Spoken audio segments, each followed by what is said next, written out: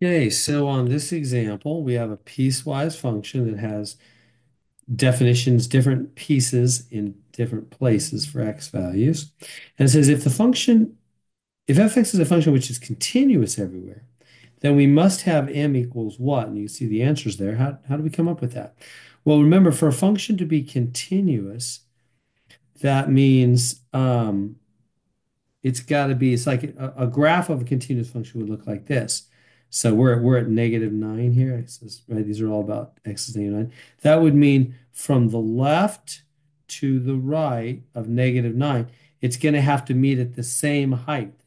The left side and the right side of the function are going to have to hit same height,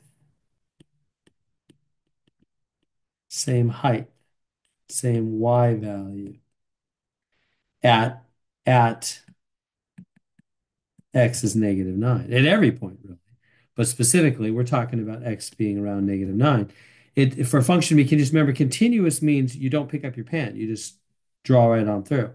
But if this dot is anywhere else, if it's down here, then you got to pick up your pen, go down here, and go back up there. That's not continuous. So it's got to be the same height. It's got to meet from the left and the right, be the same height for the function to be continuous. So that means that this has to equal that when you plug in x is -9.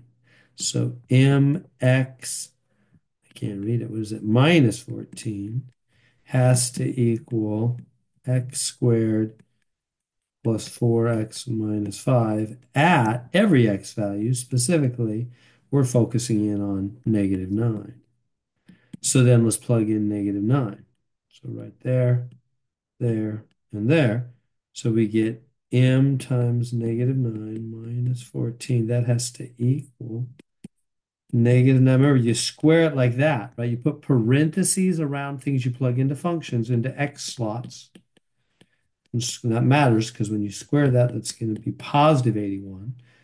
Minus 36 minus 5. The other side is always put the -9 in the front. That's -9m. And now, a couple more steps here, we'll be able to solve for m, which is what they're asking us to find. And so this will be, I don't know, what is this, 81. And so I think it's 40 over there. Use your calculator if you need to. And then finish solving for m. Add 14 to both sides. I write 4 instead of 14. There we go. Boom. And so we get -9m is 54. Last step, divide by -9. So m equals -6. Yep. And that's the answer they gave up here. So that's what it means to be continuous, that they got to be the same height. The left and the right have to hit at the same height at that point.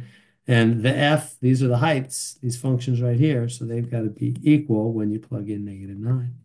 So there we go.